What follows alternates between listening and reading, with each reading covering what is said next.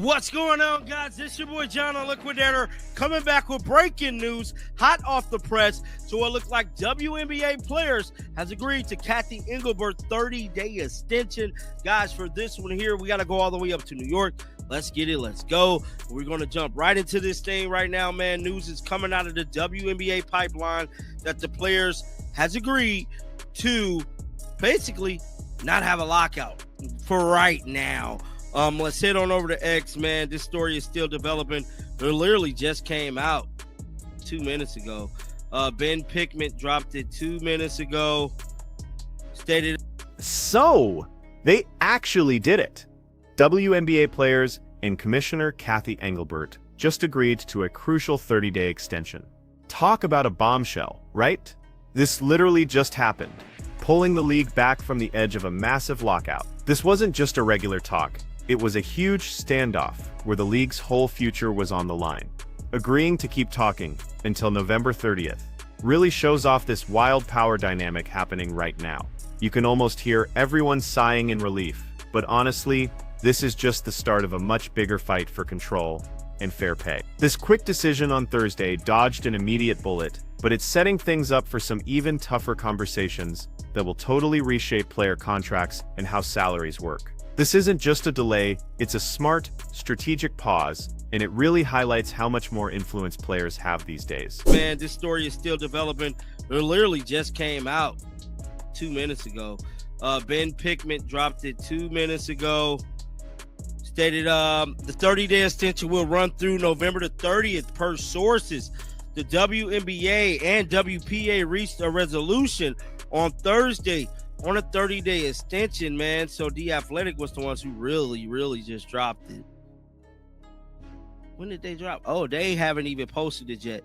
But you guys can see here, they have reached a 30-day extension. And yeah, man, I told y'all, I don't think it's gonna be okay. So that scary Halloween lockout, totally off the table now. This extension means the deadline for a new agreement got pushed to the end of November, which is huge. Instead of players getting locked out of facilities and the whole league shutting down, they've got another month to figure things out. And listen, the implications for the WNBA are massive. A lockout would have been absolutely catastrophic, especially since this league is still growing and really trying to find its financial footing. You know, a lockout would be not good for business at all. It would seriously mess with their growth and profitability at a super important time. Unlike bigger, older leagues, the WNBA just can't afford to stop its momentum, especially with all this new attention coming in. So, stepping back from a lockout really shows that everyone gets it. Continuity is everything for the league's future. It just buys everyone some crucial time to get on the same page. But you guys can see here, they have reached a 30-day extension. And yeah, man, I told y'all, I don't think it's gonna be a lockout. I told y'all that. Y'all keep listening to other people all y'all want, but I told y'all I don't see it. I'm a businessman, and them having a lockout is not good for business, because for the simple fact, the business is still developing. They're not in a good standard at all, which no league really is in a good standard to have a lockout, but especially the WNBA, bro. Okay, so this whole thing, first reported by Ben Pickman, means the 2026 season is looking normal for now. That definitely calms some nerves immediately. But here's the thing, after November 30th, that shadow of uncertainty is still hanging over everything. This temporary truce just buys them time, leaving the long-term future of player agreements and the league's financial model totally up in the air. The real question isn't if they'll make a deal, but what kind of deal comes out of these extended talks, and who actually benefits from it, right? And get this critical negotiation period is now butting right up against the WNBA lottery draft. That's a huge concern if they don't reach an agreement by then. Would the draft even happen as planned, or would that major event get messed up too? The thought of disruption so close to such a key moment just adds even more pressure to these super high-stakes discussions between the WNBA and the Players Association. At all, which no league really is in a good standard to have a lockout, but especially the WNBA, bro. I'm not saying this being profitable for the league. I'm not seeing this being a good thing for the ladies, especially with the current state of the WNBA right now. We all could agree on that. And yeah, man. So it looked like the negotiations will go on through the 30th, and it's just going to be interesting to see how everything plays out. Somebody said 30-day. Yeah. What this means? Look, this situation is so different from any past WNBA labor disputes, and it's all because of this massive shift in player leverage. Back in the day, players just didn't have the same bargaining power they do now. But today, so many WNBA stars are making serious money outside their league salaries. They're diversifying their investments, creating their own income streams, you know? This financial strength away from the court totally changes the game in negotiations. It empowers players to really push for more pay and a fairer salary structure. That whole era of players relying only on league money to get by, that's gone. And it gives them a huge advantage at the bargaining table. They can actually say, meet our demands for a different standard, or we're not playing. And that carries so much more weight now. This new financial independence just makes it way harder for the league to ignore what they're asking for. And that's going to be a crazy time too, because that's getting close to the WNBA lottery draft. So if there's a lockout, like, would there still be a lottery draft? You know, like, would it still, like, how is we going to go about that? You know, like, is they going to get another 30-day extension? I don't know, guys. I don't know.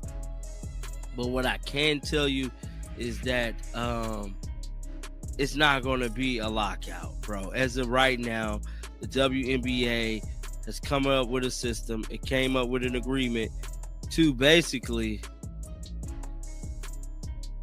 And honestly, the real face of this new player power, it's totally Caitlin Clark. She's on this huge media tour right now, absolutely taking New York by storm.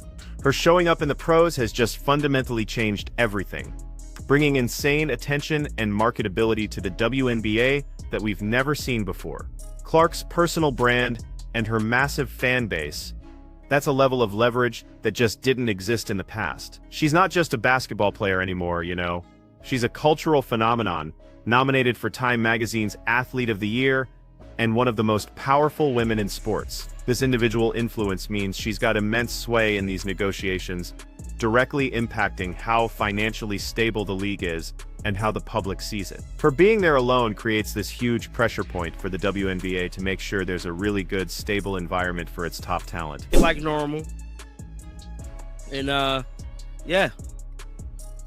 Now moving on to other news, man. We got to talk about Caitlin Clark because I'm seeing some stuff that I did not see earlier. What is this? Caitlin Clark arrival onto the stage in New York. Caitlin Clark is on full-blown media run right now. What's this? Let's see.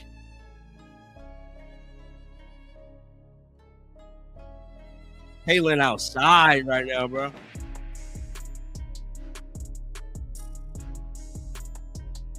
Now see Caitlin.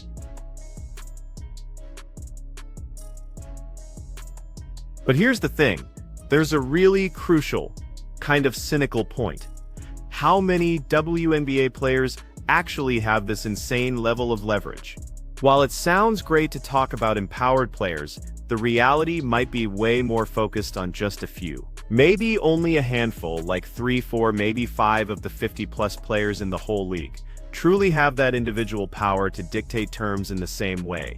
The vast majority of players are still super reliant on their WNBA salaries, which makes them way more vulnerable when it comes to negotiating. This creates an interesting dynamic where what the league's biggest stars want might not totally line up with what the broader player base needs, and that could really mess with union solidarity. It's a nuanced take, suggesting that even though things are changing, this individual star power isn't just spread evenly across every player on the roster. So layered, right? Because the history of the league is so detailed and so deep.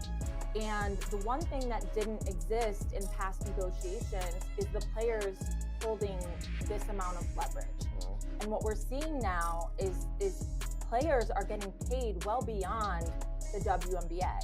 So when you're in negotiations for increased pay, a changed standard when it comes to the salary structure, you can say and back up, well, I have X, Y, and Z beyond the WNBA, and so you guys have to. And this big difference in leverage really points to some potential tension happening inside the Players Association itself. While the WPA wants to represent everyone, the massive marketability of a few superstars, like Caitlin Clark, can totally change how we see their collective power. The league knows it absolutely needs these incredible talents to survive and truly thrive, especially as they're trying to boost their profile. So that creates this unspoken hierarchy in the negotiation room, where what a Clark or a Reese demands might just carry way more weight than a journeyman player's asks. The big challenge for the union is figuring out how to use this star power to lift everyone up, making sure that all this new visibility and revenue means better conditions and pay for every single player, not just the elite few. Navigating that internal dynamic is going to be super critical as this extension period keeps going. Entirely, maybe 5. Got that much leverage, got that much ball in their court where they can say, you know what, meet me in the middle somewhere. Let's just be honest here, Annie.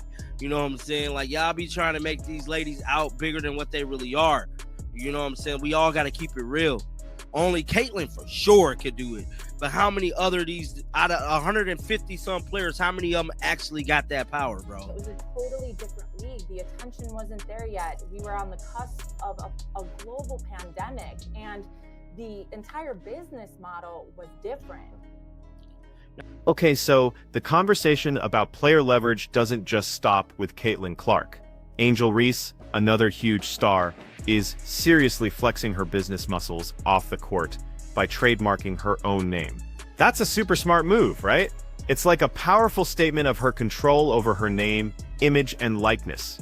Trademarking makes sure Angel Reese has the final say and gives approval on how her identity is used for marketing and selling stuff, stopping anyone from just using it without permission. This shows a big trend with top athletes building their own brands, making their financial standing stronger, and not relying only on league money. It's proof that players are becoming their own big businesses, using modern opportunities to protect their assets and make the most money outside of traditional team contracts. Angel Reese doing this really highlights a critical shift in how athletes see and manage their careers. This isn't just about playing basketball anymore. It's about building a whole personal empire by controlling her brand. Reese is basically future-proofing her income and making sure her identity stays hers to manage, even helping against any bad media or unauthorized uses. This action signals to both the league and other players that building your individual brand is now a huge part of being an athlete. It just hammers home that players aren't just employees, they're independent contractors with serious market value. The league now has to deal with a new generation of players who are financially savvy and totally set on monetizing their fame on their own terms, demanding more. What's crazy is, when this all came out, the speaker was actually intrigued by Reese's trademarking, but admitted he didn't even know she'd done it. That just shows how fast these individual power plays are happening. This lack of immediate awareness, even from a dedicated observer, really highlights how these initiatives by players to control their money are coming from the ground up. It's a super dynamic, rapidly changing landscape where individual athletes are making moves, sometimes before everyone even knows about it. This independence directly affects the whole leverage discussion, because players who can make serious money on their own are less tied to the league's current salary structures. Their ability to do well financially outside the WNBA means they have more room to negotiate for better terms inside it, pushing for revolutionary changes to the league's established norms and pay scale. At the core of these negotiations is pushing for way more player pay and a totally new standard for how salaries work. With players showing they can earn so much outside the WNBA, the league is under huge pressure to meet them at a certain financial level. This isn't just about small raises, it's about a complete overhaul that better reflects what these athletes are truly worth in today's market. The old way, where players had limited options for making good money, is just gone. Now the WNBA has to figure out how to match its pay scales with the bigger economic reality of its stars, or risk losing top talent who can earn more elsewhere. You can feel the tension, right? How much can a league still developing afford? And how much are players willing to give up when their off-court opportunities are absolutely booming? The difference between now and the 2019 labor dispute couldn't be starker. Back then, the league was in a totally different place. Attention wasn't widespread, and the whole business model was less developed, especially with the pandemic just around the corner. Players had way less leverage, and their demands probably hit more resistance because the league was in a more financially uncertain spot. But today, the WNBA has unprecedented visibility, partly thanks to breakout stars and tons of media coverage. This heightened attention directly means more potential revenue, which then really strengthens the player's hand. This historical context shows how incredibly crucial this current moment is. The league has to capitalize on this surge in interest, but doing that means a fair and equitable agreement that recognizes the massive value players bring now. There were consistent arguments that a lockout was unlikely, giving strong business reasons why it just made no sense for the WNBA. The league, still growing and not in a great financial place, couldn't afford to shoot itself in the foot by stopping operations. From a business view, a lockout would seriously hurt the league's fragile momentum, especially during a time of growing popularity and investment. It wouldn't be profitable for the league, or as it was put, a good thing for the lady. This practical, business-focused approach proved accurate with this 30-day extension. The WNBA, more than pretty much any other major sports league, really understands that keeping things going and encouraging growth are absolute non-negotiable priorities right now. The current state of the WNBA, while definitely getting better, still has unique challenges that impact these high-stakes negotiations. Everyone could agree that the league is in a critical phase, trying to really solidify its foundation and get bigger. This delicate balance means every single decision, especially about labor, carries huge weight. The success of this extension, and eventually a new CBA, will depend on both sides seeing the long-term vision for the league. While players are pushing for their fair share, the WNBA has to make sure any agreement helps sustainable growth and lets the league cash in on its booming popularity. It's like walking a tightrope between immediate demands and the future health of women's professional basketball, so everyone has to make some smart compromises. That upcoming WNBA lottery draft is still a big concern if these extended talks don't lead to a long-term agreement by November. Imagine a lockout happening right when top prospects are getting drafted into a league in turmoil. How would player development and team planning even work? This looming deadline adds intense pressure, forcing both sides to speed up their discussions and find common ground. Keeping events like the draft going smoothly is essential for a stable talent pipeline and keeping fans engaged, which makes it a powerful motivator to get a resolution. The stakes are incredibly high, affecting not just current players, but the next generation of WNBA stars too. The rise of player entrepreneurship, like Reese trademarking her name, is a huge factor in this changing landscape. It shows a wider movement toward building individual brands and financial independence. This trend empowers athletes by giving them control over their personal assets and increasing their market value beyond just team salaries. It's a direct response to all the opportunities in today's sports economy, where social media and endorsements offer big alternative ways to make money. This shift means players are less dependent on the league for their total income, boosting their bargaining power. The league now has to navigate a world where its stars are also smart businesswomen, demanding more than just a standard contract. Ultimately, this 30-day extension is just a temporary break, a strategic pause in this ongoing chess match between players and league management. It stops immediate disaster, but it just pushes the core questions of player compensation, salary structure, and how revenue is shared into the next month. All eyes are still on Commissioner Cathy Engelbert and the WNBA leadership to close the gap with a player base that's increasingly empowered and financially savvy. What comes out of these negotiations won't just affect player contracts,